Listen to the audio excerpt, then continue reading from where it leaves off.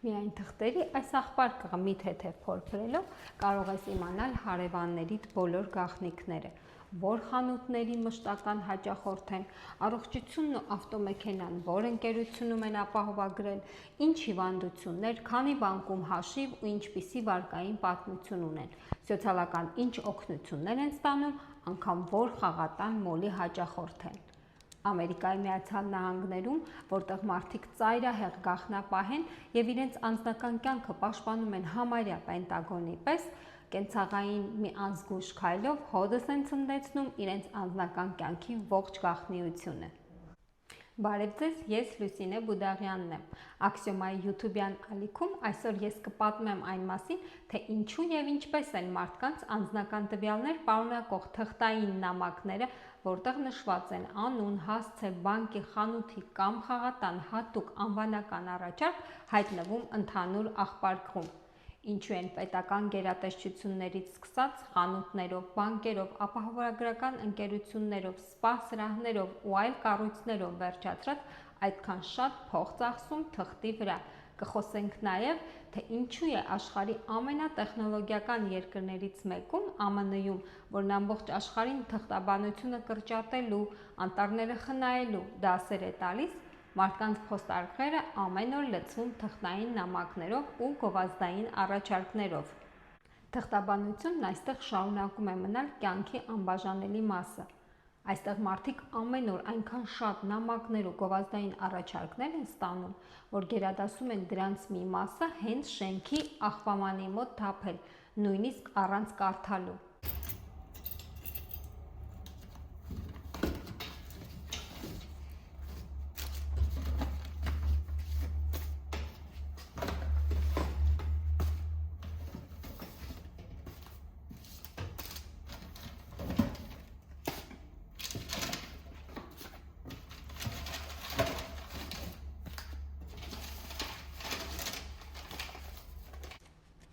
Դրանք հիմնականում բանկերից կամ վարկային այլ կազմակերպություններից վարկ տալու առաջարկներ են, ապահովագրական ընկերություններից այս կամ այն փոփոխության մասին ծանուցումներ, խանութներից էլ նոր տեսականի կամ սպասվող զեղչերի մասին տեղեկատվություն, խաղատներից մոլի հաճախորդներին հյուրանոցում անվճար գիշերակացով սենյակ են առաջարկում և այլն, և այս ամենը անվանական հասցեական։ Օրինակ, ամերիկյան հայտնի Macy's խանութների ցանցի մարքեթինգի բաժինը օրը գիշեր մանրամասն մոնիթորինգ է անում։ Նախորդ ամիսներին ինչ ես գնել, ինչ գնային սեգմենտում, զեղչային ինչ առաջարկներից ես օգտվել, և ըստ այդ վերլուծության էլ քեզ նոր գովազդային առաջարկներ է ուղարկում, գումարած զեղչի կտրոններ։ Հենց այս մանրամասներից էլ իմանում ես հարևանդ ինչ նոր կոշիկ է գնել, անկողնային ինչ պարագա, անգամ ինչ ոճի ներքնազգեստ։ Բանկը կամ վարկային կազմակերպությունը հետևելով ֆինանսական շարժիտ նոր վարկի հնարավորություն է ընձեռում։ Այստեղ գիտեն, եթե օրինակ վարկատուն ասենք $50,000 վարկ է առաջարկում, ուրեմն ունես որոշակի ֆինանսական կայունություն։ Այսինքն աղբաման գծված ընդամենը մեկ անվանական գովազդային առաջարկը կարող է մատնել քո ֆինանսական դրությունը, ամեն ինչ բաց, թափանցիկ, հաշվետվողական։ Գազի, լույսի, հեռախոսի վարձավճարներն էլ շատերը նախընտրում են ստանալ թղթային տարբերակով։ Ընդհանրապես Ամերիկայի Միացյալ Նահանգներում թղթաբանությունն այնքան շատ է, որ երբեմն անպիտան նամակների հետ կարևոր նամակներն էլ են հայտնվում աղբարկում։ Ինչքան գազ ու լույս ես սպառել, որ բջջային օպերատորի բաժանորդ ես և ամսական որքան ես վճարում, այս բնույթի անձնական տվյալները նույնպես մեկ րոպեում դառնում են հանրային, չնայած որ այդ ընկերությունները անձնական տվյալները պաշտպանելու համար միլիոնավոր դոլարներ են ծախսում, կիբերանվտանգության ծրագրեր են ներդնում, վճարում փոստային ծառայություններին, ֆիզիկական նամակներն ապահով բաժանորդներին հասցնելու համար։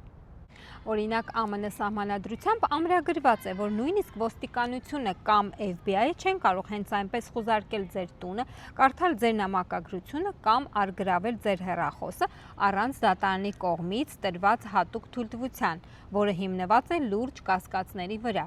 Նշենք, որ ԱՄՆ-ում անձնական կյանքի գաղտնիությունը պաշտպանվում է սահմանադրությամբ, դաշնային օրենքներով և նահանգային օրենսդրությամբ։ Բայց ինչպես ասում են, պետությունից կարող ես թաքցնել, հարևաններից երբեք։ Ավելին, հետաքրքրասեր հարևանների վերաբերյալ որևէ նման հոդված չգտանք։ Այսինքն, եթե մեկն ու մեկը փորձի գաղտնազերծել շենքի այլ բնակիչների անձնական տվյալները, նրան որևէ մեկը չի կարող ասել, որ օրենք է խախտել։ Աղբամանն օրինական է, այն փորփրելու գործողությունները նույնպես, քանի որ չկան արգելող կամ սահմանափակող օրենքներ։ Նշենք մի քանի հիմնական պատճառ, թե ինչու է ավանդական թղթային փոստը դեռ այդքան տարածված Ամերիկայում։ ԱՄՆ-ում շատ կարևոր իրավական, դատական և պետական փաստաթղթեր պարտադիր ուղարկվում են ֆիզիկական հասցեով, օրենքի պահանջն է։ Այստեղ բանկային քարտերը, չեկային գրքույկները, ապահովագրական պայմանագրերը նույնպես մեծ մասամբ առաքվում են ծրարներով անվտանգության և նույնականացման նկատառումներից ելնելով։ Այդ բոլոր փաստաթղթերի առաքման անխափան աշխատանքն ապահովում է ԱՄՆ փոստային ծառայությունը USPS-ը, իմ հետևում այդ ընկերության հազարավոր գրասենյակներից մեկն է։ Այս կառույցը օրենքով պարտավոր է շաբաթը 6 օր նամակ հասցնել Ամերիկայի ցանկացած անկյուն։ Ինչպես արդեն նշեցինք, ամերիկյան փոստարկղեր հասնող նամակների հսկայական մասը, գրեթե 50%-ը, տպագիր գովազդներ են, կատալոգներ, կտրոններ։ Իսկ ինչու են թվային այս դարաշրջանում ընկերություններն այդքան փող ծախսում թղթի վրա։ Եթե պետական մի շարք փաստաթղթերի դեպքում օրենքի պահանջն է, ապա մասնավոր կազմակերպությունները ուսումնասիրել և պարզել են, որ մարդիկ հակված են ավելի շատ բացել ֆիզիկական նամակը, քան էլեկտրոնային գովազդը, որը հաճախ հայտնվում է սփամ թղթապանակում։ Իդեպ, այստեղ մարդիկ ստանում են անվանական նամակներ նաև այնպիսի ընկերություններից, որոնց հետ երբևէ չեն էլ առնչվել։ Սպառողի տեսանկյունից սա իրոք թվում է անձնական կյանքի ներխուժում և տվյալների տարածում, սակայն ամերիկյան օրենսդրության տեսանկյունից սա հիմնականում օրինական է։ Երբ դուք խանութում բացում եք զեղչի քարտ, ապահովագրում եք ձեր ավտոմեքենան կամ գրանցվում եք խաղատանը, ապա դուք ստորագրում կամ հաստատում եք օգտագործման պայմանները և գաղտնիության քաղաքականությունը։ Այդ երկարաշունչ տեքստերում գրեթե միշտ փոքր տառերով նշված է լինում։ Ընկերությունն իրավունք ունի օգտագործել ձեր տվյալները ձեզ մարքեթինգային առաջարկներ ուղարկելու կամ դրանք իրենց գործընկերներին փոխանցելու համար։ Բանն այն է, որ ԱՄՆ-ում գործում են հսկայական ընկերություններ, որոնք միայն զբաղված են մարդկանց մասին տվյալներ հավաքելով և վաճառելով։ Օրինակ, երբ դուք գնում եք որևէ բժշկական կենտրոն, նրանք այդ ընկերություններին չեն կարող հայտնել ձեր կոնկրետ ախտորոշումը, բայց կարող են գրանցել, որ դուք հետաքրքրված եք առողջ ապրելակերպով և այդ տվյալները վաճառել վիտամիններ արտադրող որևէ ընկերության։ Փոխարենը այստեղ գործում է հրաժարվելու սկզբունքը։ Օրինակ, Կալիֆոռնիա նահանգի օրենքով բնակիչը կարող է ցանկացած ընկերության կամ խանութի պաշտոնապես գրել, չվաճառել և չտարածել իր անձնական տվյալները, և ընկերությունը օրենքով պարտավոր է դադարեցնել այն։ Բայց ամերիկացիներից շատերը անձնական տվյալները պաշտպանելու այլ ավելի ապահով տարբերակ են ընտրում, օգտագործելով թուղթ կտրող սարքը, այսպես ասած շրեդերը։ Փոստարկղից դուրս եկած ցանկացած նամակ մանրացնում, նոր միայն նետում են աղբը։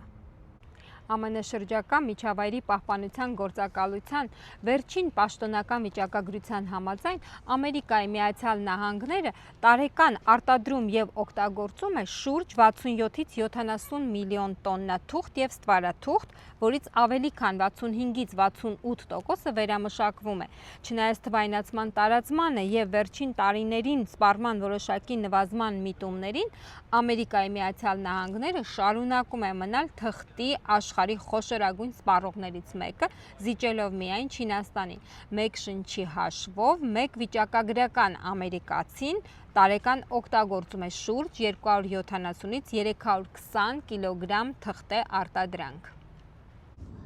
Հիշեցնենք, որ թղթի արտադրության համար օգտագործվում են ծառեր, ջուր, էներգիա, ինչը կարող է վնասել անտառները, աղտոտել գետերը և արտանետել գազեր, որոնք տաքացնում են մոլորակը։ Օգտագործելով ավելի քիչ թուղթ, մենք օգնում ենք պաշտպանել անտառները, մաքուր պահել գետերը և նվազեցնել աղտոտվածությունը։ Սա Ամերիկան էր մոտիկից։ Մեկնաբանություններում գրեք ձեր կարծիքը, ինչպես նաև առաջարկեք թեմաներ, որոնք ձեզ հետաքրքրում են։